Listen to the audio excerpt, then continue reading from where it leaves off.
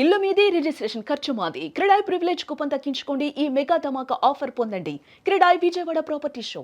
Andhra Pradesh high court permanent building ready అయితే ఎలా ఉంటుంది? ప్రతి ఒక్కరిలో ఇదే క్యూరియాసిటీ ఉంది. మామూలుగా మనకే అలా ఉంటే మరి హైకోర్టులో విధులు నిర్వర్తించే న్యాయమూర్తులకు ఎలా ఉంటుంది?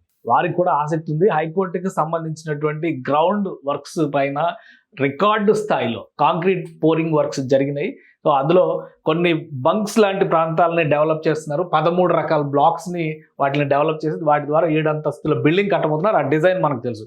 ఇప్పుడు high court chief justice Dheeraj Singh Thakur, అలానే జస్టిస్ పిఎస్ నరసింహ, సుప్రీంకోర్టు జడ్జిగా ఉన్నటువంటి జస్టిస్ రావు రఘునందన్ రావు, ఈ ముగ్గురు కలిసి హైకోర్టు భవన నిర్మాణ పనులు, అలానే జ్యుడిషియల్ సిటీలో ప్లాన్ చేసినటువంటి వర్క్స్, వీటన్నిటిపైన కూడా సమీక్ష నిర్వహించారు. ఆ సమీక్ష పరిస్థితిని తెలుసుకునేటువంటి క్రమంలో వీళ్ళందరినీ ఇన్వైట్ చేస్తూ సిఆర్డిఏ కమిషనర్ కన్నబాబు, ఇతర అధికారుల బృందం నేరుగా వాళ్ళని హైకోర్టు బిల్డింగ్ కన్స్ట్రక్షన్ జరుగుతున్నటువంటి ప్లేస్ తెలిసింది. హైకోర్టు బిల్డింగ్ గురించి మనకు తెలుసు, ప్రతిసారి కూడా మనం డిస్కస్ చేస్తూనే ఉంటాం. ఇక్కడ ఒక వాక్ త్రూ ఉంది. ఇది ఒక బ్రహ్మాండమైనటువంటి అపురూపమైనటువంటి నిర్మాణంగా రాబోతుంది. ఆంధ్రప్రదేశ్ లో ఐకానిక్ బిల్డింగ్స్ 7 కడుతుంటే అమరావతిలో అందులో ఒకటి హైకోర్టు బిల్డింగ్. G+ అంటే గ్రౌండ్ ప్లస్ 7 ఫ్లోర్స్, అలానే బేస్మెంట్ గ్రౌండ్ ప్లస్ 7 ఫ్లోర్స్ తో కడుతున్నటువంటి బిల్డింగ్ ఇది. ఈ మొత్తం గవర్నమెంట్ సిటీలో జ్యుడిషియల్ సిటీ అనేది ఒక సపరేట్ వింగ్ కింద డెవలప్ చేశారు. సో ఈ విధంగా ఆ స్ట్రక్చర్ రాబోతుంది. ఇది ఎలా ఉండబోతుంది, ఇక్కడ ఏమేమి వసతులు కల్పించబోతున్నారు? గతంలో ఉన్నప్పుడు ఏపీ హైకోర్టు న్యాయమూర్తులు కూడా అందులో ఇన్వాల్వ్ అయ్యారు, తెలుసుకున్నారు. ఎందుకంటే హైకోర్టు అవసరాలు తెలుసుకుని ఈ నిర్మాణ ప్రణాళికను చేయాలి కాబట్టి దానికి తగ్గట్టుగా అప్పుడు చేశారు. సో ఈ ప్రణాళిక గురించి ఇప్పుడు తెలుసుకునేటువంటి ప్రయత్నం చేస్తున్నారు జస్టిస్ ధీరజ్ సింగ్ ఠాకూర్, అలానే ఈ ముగ్గురు న్యాయమూర్తుల బృందానికి కూడా ఈ మోడల్స్ అన్నింటినీ కూడా కమిషనర్ కన్నబాబు గారి ఆధ్వర్యంలో టీమ్ ఎక్స్ప్లెయిన్ చేసింది. ఇంజనీర్లు ఈ కన్స్ట్రక్షన్ ఎలా చేయబోతున్నారు అనేటువంటి దాన్ని కూడా వివరించారు. వాటికి సంబంధించినటువంటి డిజైన్స్, నమూనాలని చూపించారు. ఇది 7 అంతస్తుల భవనంలో ఎట్లాంటి ఫెసిలిటీస్ రాబోతున్నాయి, వీటన్నిటిని కూడా ఇందులో వివరించారు. వాటన్నింటిని సెగ్మెంట్ వైజ్ గా చాలా డీటెయిల్డ్ ఇది. ఈ పిక్చర్స్ తీసుకుంటే కనుక ఇంకా చాలా డీటెయిల్ గా ఇన్ఫర్మేషన్ మనకు తెలుస్తుంది. సో వీటన్నిటిని న్యాయమూర్తులకి వివరించారు. వీటితో పాటు పిచ్చుకలవానిపాలెంలో జ్యుడిషియల్ కాంప్లెక్స్ నిర్మించబోతున్నారు. జ్యుడిషియల్ కాంప్లెక్స్ కోసం 5 ఎకరాల భూమిని కేటాయించింది. ఆల్రెడీ ఒక జ్యుడిషియల్ కాంప్లెక్స్ టెంపరీ అంటే అద్దె భవనంలో నడుస్తుంది. అక్కడ జ్యుడిషియల్ కాంప్లెక్స్ ఏంటంటే న్యాయాధికారులకి, జిల్లా స్థాయి నుంచి ఉండేటువంటి న్యాయాధికారులందరికీ కూడా ట్రైనింగ్, అలానే ప్రొసీజర్స్ పైన ఇండియన్ పీనల్ కోడ్ అనే వాళ్ళం ఇదివరకు, ఇప్పుడు భారత సంహిత, న్యాయ సంహిత అంటున్నాం కదా, వీటిపైన శిక్షణ ఇచ్చేటువంటి ఒక కేంద్ర స్థానంగా ఉంటుందన్నమాట. అది ఆ జ్యుడిషియల్ అకాడమీకి సంబంధించినటువంటి భవనాన్ని కూడా నిర్మించబోతున్నారు. ఆ నిర్మాణాల పైన కూడా పరిశీలన జరిపేందుకు వీళ్ళు ఆసక్తి చూపించారు. సో అందుకని ఆ నమూనాలను కూడా అక్కడ డిస్ప్లే చేసి ఎక్స్ప్లెయిన్ చేశారు. ఇది డైరెక్ట్ గా హైకోర్టు బిల్డింగ్ కి సంబంధించినటువంటి ఫౌండేషన్. ఇక్కడ రాఫ్ట్ ఫౌండేషన్ వేశారు. మొన్ననే కంప్లీట్ అయింది రాఫ్ట్ ఫౌండేషన్. అంటే ఒక బ్లాక్ కి రాఫ్ట్ ఫౌండేషన్ కంప్లీట్. అలా 13 బ్లాక్లు ఇంకా వేయాల్సినవి ఉన్నాయన్నమాట. మొత్తం 16 బ్లాకుల్లో నిర్మాణం జరుగుతుంది. అలా ఇంకొక 13 బ్లాక్లు ఉన్నాయి కాబట్టి వాటికి సంబంధించినటువంటి పనులు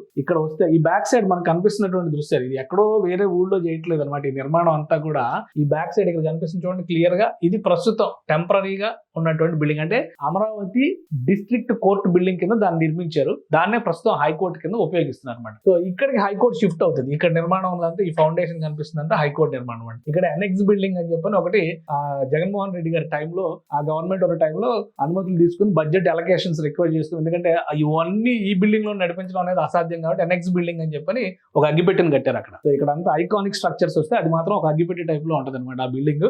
సో దానికి అభిముఖంగా ఇప్పుడు ఇక్కడ ఈ బిల్డింగ్ రాబోతుంది. హైకోర్టుకు సంబంధించినటువంటి కోర్ ఫౌండేషన్ వేస్తున్నటువంటి దానిపైన పరిశీలన జరిపారు. అలానే జడ్జిలకు బంగ్లాల నిర్మాణం జరుగుతుంది. ఆ ప్రాంతం మొత్తాన్ని కూడా పరిశీలించారు. సంతృప్తి వ్యక్తం చేశారు. ఈ హైకోర్టు బిల్డింగ్ 2027 డిసెంబర్ నాటికి ఇనాగ్రేట్ చేయాలనేటువంటి ఒక సంకల్పంతో ఉన్నారు. సో ఆ టైం లైన్స్ అన్నింటినీ కూడా కమిషనర్ కన్నబాబు గారు వారికి వివరించారు, సంతృప్తి వ్యక్తం చేశారు. రాబోయేటువంటి రోజుల్లో పిచ్చుకలవానిపాలెంలో టేకప్ చేయబోయేటువంటి ప్రాజెక్టు గురించి కూడా అక్కడ రిక్వైర్మెంట్స్ అన్నింటినీ కూడా ఎక్స్ప్లెయిన్ చేశారు. సంతృప్తి వ్యక్తం చేసినటువంటి నేపథ్యంలో సిఆర్డిఏ అధికారులు కూడా ఈ పనుల్లో మరింత వేగం తీసుకొచ్చేటువంటి ప్రయత్నాలు చేస్తున్నారు. సో ఎలాంటి నిధుల కొరత లేదు, ప్రణాళికబద్ధంగా ముందుకు జరుగుతుంది కాబట్టి ఏపీ హైకోర్టు బిల్డింగ్ రాబోయేటువంటి రోజుల్లో ఏ విధంగా సందర్శించేటువంటి అవకాశం ఉంటుంది. ఆ నమూనాలు వాటిపైన ఒక ఆసక్తి నెలకొని ఉంది. ఇప్పుడు ఇది రాబోయేటువంటి రోజుల్లో మన దేశంలోనే ప్రతి ఒక్కరికి కూడా అమరావతి సందర్శించే ప్రతి ఒక్కరు కూడా ఒక అట్రాక్టివ్ ఏరియా అవుతుంది. దీని ఇంటీరియర్స్ కానీ, దీని ఎక్స్టీరియర్స్ కానీ, చుట్టుపక్కల వాతావరణం కానీ. ఎందుకంటే హైదరాబాద్ లో సెక్రటేరియట్ కాంప్లెక్స్ చూస్తే ఎవరికైనా అర్థమవుతుంది, గతంలో ఉన్నటువంటి చెట్లు చల్లదనం మొత్తం కనుమరుగైపోయి అయిపోయి ఒక ఎడారిలో ఒక శ్వేత సౌధాన్ని నిర్మించినట్టుగా కనిపిస్తుంది. అలాంటి పరిస్థితి రాకూడదని చెప్పనే అమరావతిలో గ్రీన్ అండ్ బ్లూ కాన్సెప్ట్తో భవన నిర్మాణాలు చేస్తున్నారు. కాబట్టి హైకోర్టు బిల్డింగ్ లోపల ఇంటీరియర్స్ కూడా చాలా న్యాచురల్ రిసోర్సెస్తో ఉండే విధంగా డిజైన్ చేశారు. పచ్చదనం ఒకవైపు, అలానే నీటి ప్రవాహం చూడడం ద్వారా నీలి రంగు వాహనాలు ఇంకోవైపు. ఎందుకంటే హైదరాబాద్ తరహాలో వాతావరణం ఉండదు కాబట్టి అమరావతిలో ఎండలు ఎక్కువగా ఉంటాయనే అభిప్రాయం ఉంది. కాబట్టి బ్లూ వాటర్ లైన్స్ ను కూడా డిజైన్ చేశారు. సో ఎక్కడైతే నీరు ప్రవహిస్తూ ఉంటుందో ఆయా ప్రదేశాల్లో టెంపరేచర్స్ కొంత కంట్రోల్ అవుతాయి అనేటువంటి అభిప్రాయం ఉంటుంది. కాబట్టి ఆ ఉద్దేశంతోనే చాలా చోట్ల మీరు గమనిస్తే ఇది కానీ అసెంబ్లీ భవనానికి కానీ చుట్టూ వాటర్ పాండ్స్ తో డిజైన్ చేశారు. వాటర్ ఫౌంటైన్స్ తో, వాటర్ కెనాల్స్ తో. ఎప్పుడు కూడా నీరు పక్కనే కృష్ణానది ఉండడం కూడా ఒక అడ్వాంటేజ్ అనమాట. బ్యాక్ వాటర్స్ ఉంటాయి కాబట్టి వాటిని అలా ట్రాన్స్ఫార్మ్ చేసేలాగా కొన్ని గ్రావిటీ కెనాల్స్ ని ప్లాన్ చేశారు, కొన్ని కాలువలను నిర్మించేటువంటి ప్రణాళికలను కూడా డిజైన్ చేశారు అన్నమాట. సో అందుకనే అమరావతిలో జ్యుడిషియల్ కాంప్లెక్స్, అలానే ఈ మెయిన్ హైకోర్టు బిల్డింగ్, జడ్జెస్ కి సంబంధించినటువంటి భవన సముదాయాలు, వీటన్నింటి పనితీరు పైన కూడా న్యాయమూర్తులు ఒక రకమైనటువంటి పర్యవేక్షణని నడిపించారు. పనులు జరుగుతున్నటువంటి తీరుని అభినందించారు. ఈ భవనాలు పూర్తయితే కనుక ఇది ఒక అద్భుతమైనటువంటి జ్యుడిషియల్ సిటీగా దేశంలోనే తలమానికంగా నమూనాగా నిలుస్తుందని చెప్పని వాళ్ళ అభిప్రాయం వ్యక్తం చేశారు.